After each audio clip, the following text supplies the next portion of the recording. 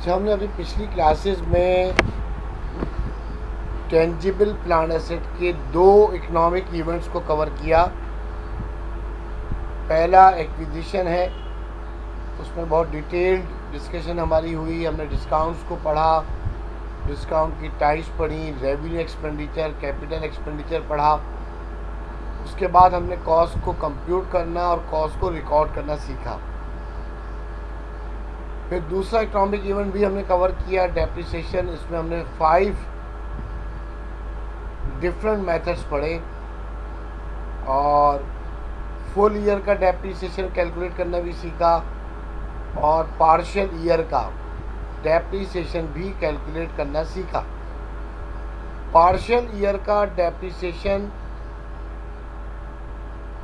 उस वक्त कैलकुलेट करना पड़ता है, बल्कि यूजुअली कंपनी जो कैलकुलेशन करती है वो पार्शियल ईयर का करती है, क्योंकि आप एसेट एक्वायर करते हैं ड्यूरिंग द ईयर, और जब asset during the year acquire किया जाता है तो ऑब्वियसली एसेट के पहले साल में पूरे 12 मंथ का एक्सपेंस कंप्यूट नहीं होता। आज हम अपने चैप्टर का लास्ट एरिया डिस्कस करेंगे, that is disposal of the plan asset. Asset acquire हो गया, एसेट की सर्विसेज हम यूज़ करते रहे सेवरल ईयर्स तक, एसेट के जो बेनिफिट थे वो हम रिसीव करते रहे सेवरल ईयर्स तक, और एक स्टेज के ऊपर ये ज़रूरत पड़ जाती है कि अब हम एसेट को डिस्पोज ऑफ कर दें, या तो वो एसेट बहुत ज़्यादा लेस एफिशिएंट हो जाता है, उस एसेट की जो यूज़फुलनेस है वो एक्सपायर हो जाती है, मैक्सिमम यूटिलाइज हो जाती है, या टेक्नोलॉजी में एडवांसमेंट आता है और आप पुराने एसेट के बदले उस नए एसेट को एक्वायर करने में इंटरेस्टेड होते हैं। अभी बात आपको बता रखी है मैंने कि जी प्लान एसेट को डिस्पोज ऑफ करने के 3 तरीके हैं।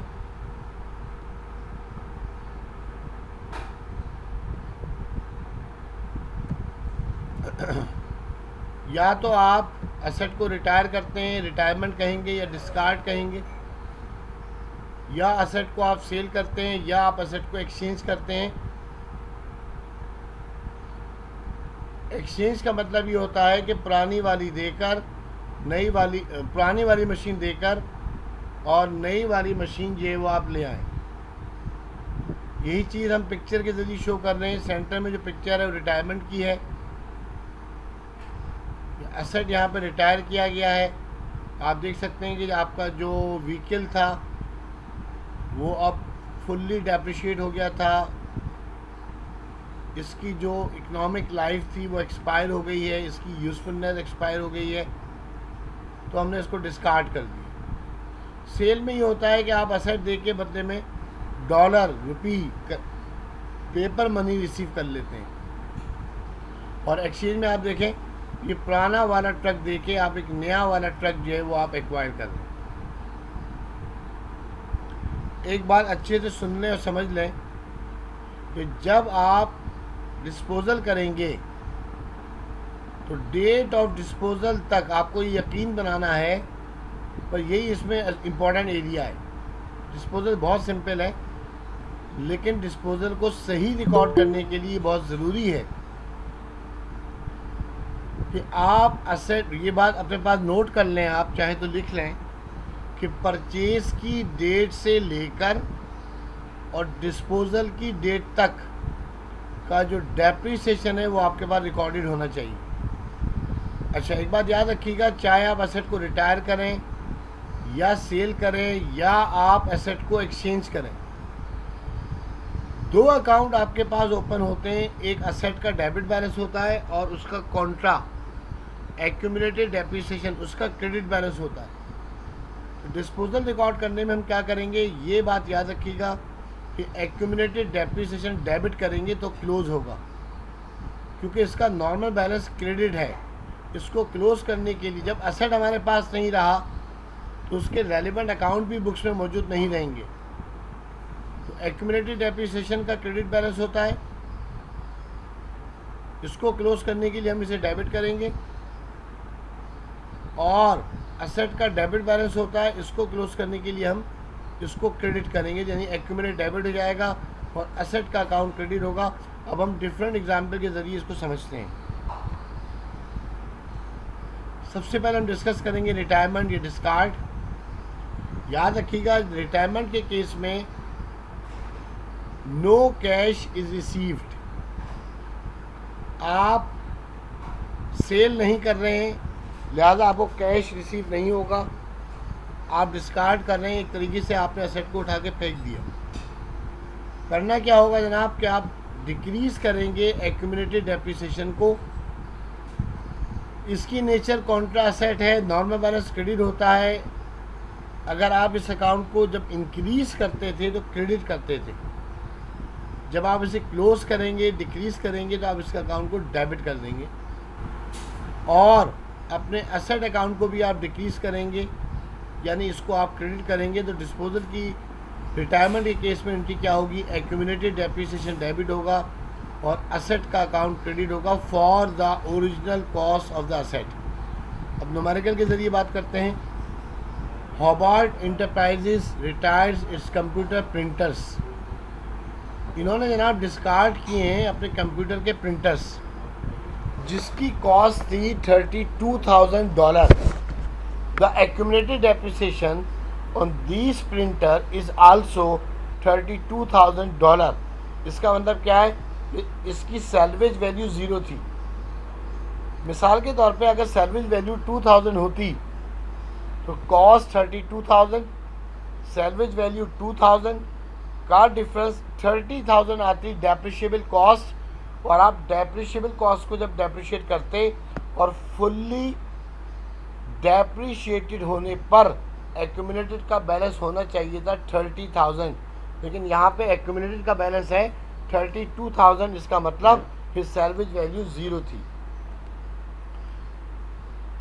अब डेप्रिसिएशन फुल रिकॉर्ड हुआ है, असेट का डेबिट बैलेंस है 32,000, ये क्रेडिट होगा।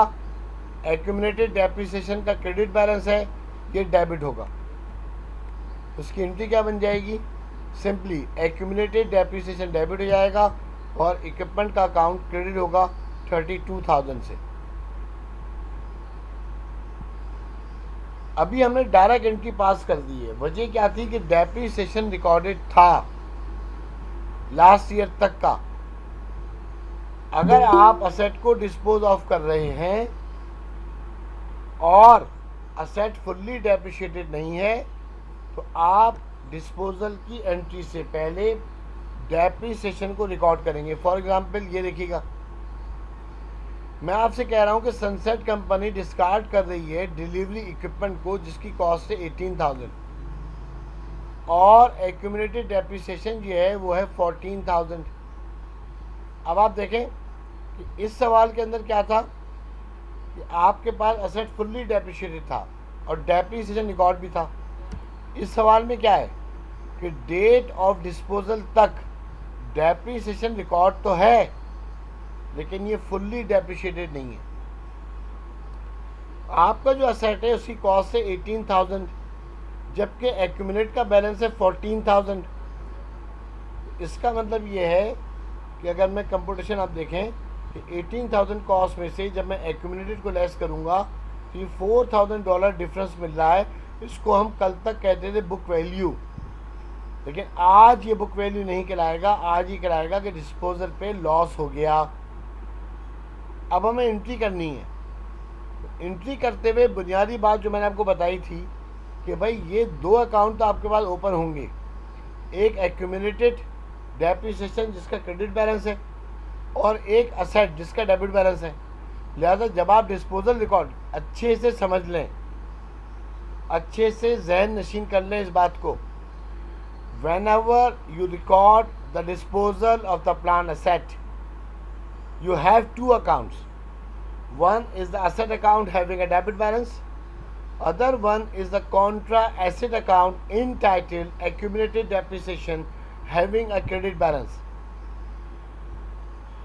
As the case may be, either you are disposing of your asset by discard or by sale or by exchange.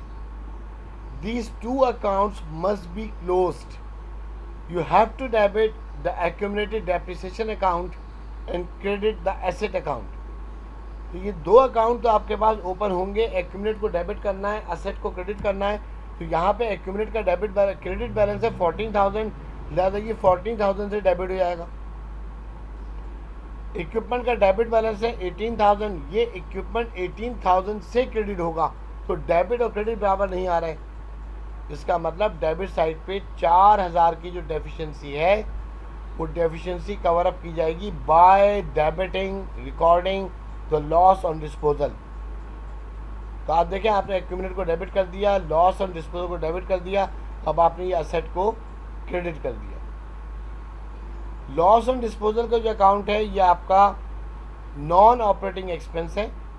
आप जानते हैं operating expenses like salary, rent, utilities, depreciation, bad debts, ये आपके operating expenses हैं। Operating expenses as you know are such expenses which are incurred to produce the revenue. अगर कोई ऐसा expense अकर हो रहा है जिसके अकर होने से रेवेन्यू जनरेट नहीं हो रही, तो वो एक्सपेंस नॉन ऑपरेटिंग एक्सपेंस कराता है। तो एक्यूमुलेट डेबिट हुआ 14,000 से, लॉस डेबिट हुआ 4,000 से, और इक्विपमेंट का अकाउंट क्रेडिट हो गया 18,000 से। सेल ऑफ प्लांट असेट,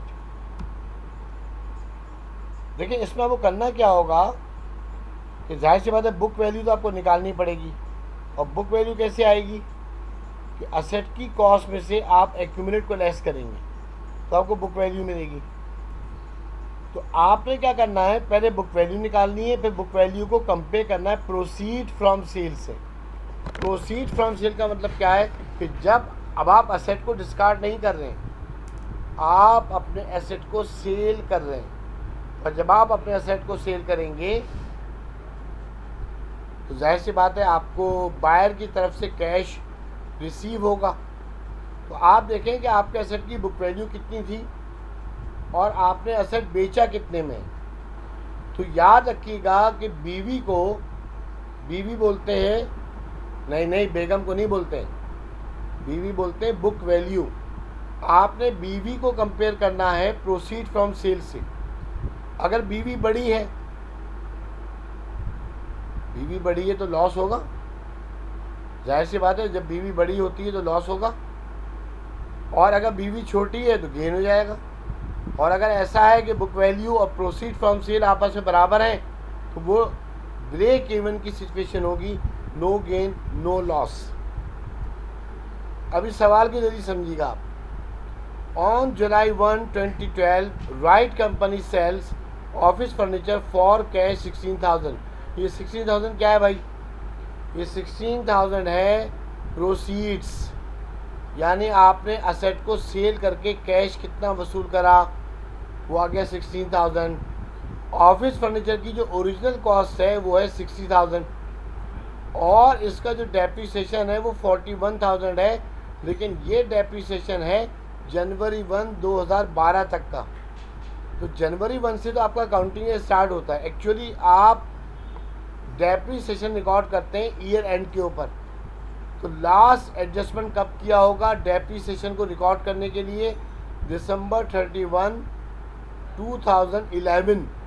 तो आपने जो लास्ट डेप्रिसिएशन रिकॉर्ड किया होगा वो दिसंबर 31, 2011 को किया होगा। और लास्ट ईयर का एंडिंग बैलेंस इस साल का ओपनिंग बैलेंस बन गया जनवरी 1, 2012 का, जिसका बैलेंस है 41,000। तो उसके बाद अब आप डेप्रिसिएशन कब रिकॉर्ड करते, जब 2012 एंड होता, दिसंबर आता। लेकिन आपने जुलाई 1 को इस एसेट को सेल कर दिया, तो आपको क्या करना है, जनवरी 1, 2012 से लेकर जून 30, 2012 6 महीने का एक्सपेंस मज़ीद रिकॉर्ड करना है। वो 6 महीने का एक्सपेंस आके इसमें ऐड हो जाएगा 41,000 में। तो आपको टोटल एक्यूमुलेटेड डेप्रिसिएशन मिल जाएगा। और वो हमने आपको इस सवाल में कंप्यूट नहीं करवा रहे, वो आपको दिया हुआ, हमने कंप्यूट करके कितना है वो 8,000। तो इस 41,000 में ये 8,000, ये 41,000 क्या है, ये दिसंबर 31, 2011 तक का एक्यूमुलेटेड डेप्रिसिएशन का बैलेंस है। और जनवरी 2012 से लेकर जून 2012 तक का डेप्रिसिएशन 8000 है। जब ये 8000 इसमें ऐड होगा तो 49,000 जो है वो आपको टोटल एक्यूमुलेटेड डेप्रिसिएशन मिल जाएगा डिस्पोजल की डेट तक। ये मैंने एडजस्टमेंट कर दिया जुलाई 1 को। फिर वही बात आ गई कि आप एडजस्टमेंट करते हैं दिसंबर 31 को। यहाँ आपने जुलाई, यहाँ पे एक्सेप्शन है, अगर आप ड्यूरिंग द ईयर असेट को डिस्पोज ऑफ करते हैं तो जाहिर सी बात है असेट का डेप्रिसिएशन रिकॉर्ड किए बगैर आप डिस्पोजल की एंट्री नहीं कर सकते। लिहाजा कंपनी के जो रूटीन के एडजस्टमेंट्स होंगे बाकी सारे like bad debt, accrued expense, accrued income, वो सारे एडजस्टमेंट होंगे ईयर एंड के ऊपर। लेकिन जो जुलाई 1 को आप असेट डिस्पोज ऑफ कर रहे हैं 6 मंथ का डेप्रिसिएशन आप इसी वक्त रिकॉर्ड कर लेंगे। अब आप देखें 41,000 से इसका क्रेडिट बैलेंस था, 8,000 से ये मज़ीद क्रेडिट हो गया, ये बढ़ के हो गया 49,000। अब आप कंपटीशन चेक कर लें कि आपके असेट की जो कॉस्ट है वो है 60,000 और एक्यूमुलेटेड डेप्रिसिएशन हो गया है 41,000 प्लस 8,000 49,000। इसकी बीवी आ रही है बुक वैल्यू 11,000 और आपने सेल कितने में करा है, प्रोसीड 16,000। आपकी बीवी छोटी है और मैंने कहा जब बीवी छोटी हो तो गेन होता है, ये आपको गेन हो गया 5,000 से। अब आपको डिस्पोजल की एंट्री करनी है। फिर वही बात मैं आपसे कहूँगा कि याद रखिएगा कि 2 अकाउंट आपके लेजर में ओपन है, एक असेट का डेबिट बैलेंस है 60,000 से और एक एक्यूमुलेट का क्रेडिट बैलेंस है 49,000 से। तो एक्यूमुलेट डेबिट होगा क्लोज होने के लिए 49,000 से, फर्नीचर क्रेडिट होगा 60,000 से क्लोज होने के लिए। अब रिकॉर्ड क्या हो रहे हैं, 2 अकाउंट रिकॉर्ड हो गए। ये जो आपने कैश रिसीव करा है 16,000 से, ये कैश इंक्रीज हुआ है, ये रिकॉर्ड होगा, और जो आपको गेन हुआ है ये क्रेडिट होकर रिकॉर्ड होगा। लिहाजा इसकी एंट्री क्या हो जाएगी, कैश डेबिट हुआ 16,000 से, ये आपने कैश रिसीव करा, एक्यूमुलेटेड डेप्रिसिएशन को क्लोज करा, असेट को क्लोज करा और गेन को आपने रिकॉर्ड कर लिया। अब आप चेक कर सकते हैं तो आपकी डेबिट और क्रेडिट साइड इक्वल है। अच्छा, फ़र्ज़ करें कि आपने यही असेट जो है वो 16,000 के बजाय अगर 9,000 में सेल किया होता तो क्या होता, बुक वैल्यू तो वही आती 11,000 जो इस सवाल में थी, देखें आप। लेकिन यहाँ पे प्रोसीड फ्रॉम सेल थी 16,000 ज़्यादा और अब हमारे पास प्रोसीड फ्रॉम सेल है 9,000। तो अब बीवी जो है वो बड़ी हो गई है, लिहाजा 2,000 से वो क्या हो रहा है, लॉस। अब जब आप इसको रिकॉर्ड करेंगे तो रिकॉर्ड करते हुए डिस्पोजल, आई रिपीट अगेन, चाहे आप डिस्कार्ड किया हो या आपने सेल किया हो या आप एक्सचेंज करें, याद रखिएगा एक्यूमुलेट डेबिट होगा, असेट क्रेडिट होगा। तो ये कैश वसूल हुआ 9,000 से डेबिट हो गया, एक्यूमुलेट डेबिट करके क्लोज करा, असेट क्रेडिट करके लॉस को रिकॉर्ड किया है मैंने, इस सवाल में लॉस हुआ है, और असेट को क्रेडिट करके क्लोज कर दिया। आप चेक कर लें डेबिट और क्रेडिट इक्वल है। तो डिस्पोजल में हमने डिस्कार्ड भी देख लिया और सेल को भी देख लिया। अब हम मूव ऑन करेंगे एक्सचेंज के ऊपर। देखिए, एक्सचेंज में ही होता है कि आप पुराना असेट देकर नया असेट एक्वायर करते हैं। लिहाजा इस बात को ख्याल रखिएगा, जैसे मैंने एग्जांपल देता हूँ क्लास में, कि अगर आपकी जो पुरानी एलईडी है वो आप वकार इलेक्ट्रॉनिक्स को देख के एक नई एलईडी ले रहे हैं, तो सबसे पहले आप देखेंगे कि भाई मेरी नई एलईडी कितने में आ रही है, 1,25,000 की, और पुरानी एलईडी वो कितने में ले रहा है भाई। तो जो पुरानी एलईडी वो लेगा उसे हम बोलते हैं ट्रेड इन अलावेंस। इसीलिए मैंने आपको डेप्रिसिएशन वाले चैप्टर में टॉपिक में आपसे कहा था कि सैल्वेज वैल्यू को रेसिडुअल वैल्यू भी कहते हैं, स्क्रैप वैल्यू भी कहते हैं, और मैंने कहा था ट्रेड इन वैल्यू भी कहते हैं। और मैंने उसी वक्त कहा था कि इसी चैप्टर में एक टर्म और आएगी, that is trade in allowance. तो ये ट्रेड इन अलावेंस क्या है कि in the case of the exchange of the asset, तो जो पुराने एसेट की जो वैल्यू लगाई जाती है वो ट्रेड इन अलावेंस कहलाता है। तो अगर 1,25,000 की नई एलईडी आ रही है और पुरानी एलईडी वकार इलेक्ट्रॉनिक्स वाले 50,000 में ले रहे हैं, तो टेक द डिफरेंस, 1,25,000 एंड 50,000 का डिफरेंस आ रहा है 75,000। ये वो अमाउंट है जो नई एलईडी के अगेंस्ट में आपको कैश पे करना पड़ेगा।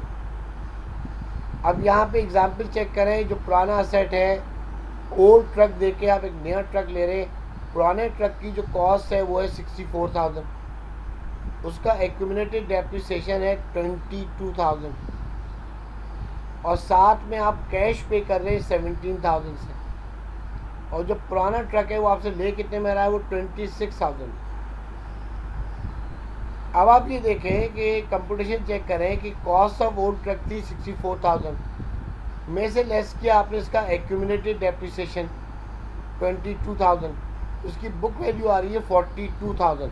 तो जब आपने असेट को एक्सचेंज करा, नए ट्रक के बदले पुराना ट्रक आप दे रहे हैं, तो आपके ट्रक की बुक वैल्यू थी 42,000 और वो ले कितने में रहा इसे, 26,000 से।